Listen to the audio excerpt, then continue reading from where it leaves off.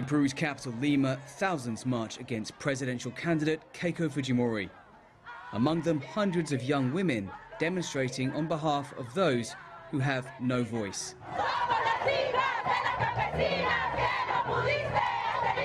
We are 2074 and many more, they call themselves.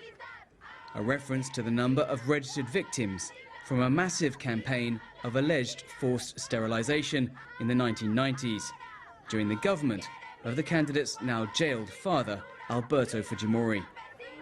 The past hangs heavily over this election, but Keiko Fujimori is the front runner in the vote next month. Keiko Fujimori does not recognize there was a state policy which sterilized thousands of women. It's known that there are 2,074 who reported being sterilized and their cases are being investigated. We believe that restoring Fujimorism is dangerous, a danger for those sterilized women and for their chance of getting justice and compensation. Fujimori, who served as her father's first lady during the late 1990s, has blamed medical staff for the sterilizations. But there is testimony from an official investigation that the orders came directly from the health ministry. In an electoral debate, Fujimori pledged to make amends. I pledge to continue the work of the Truth and Reconciliation Commission and to compensate the victims of the political violence, as well as the women affected by the reproductive health program. Most of the women were poor, many illiterate, and lived in Peru's Andes Mountains in towns like Santo Tomas in Chimbovilcas, near Cusco. Women like Felicia Mamani, who had just given birth when she was operated on. Now you will have no more children, the doctor said to me. You've already got an army. This was a favor for me, he said. I have 4 children. They never examined us beforehand. There was no preparation. We were just like lambs to the slaughter.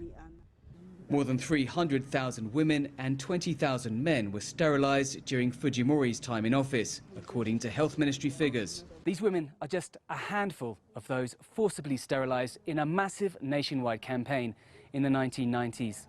Some of them already had children. Some of them hadn't even begun to start families.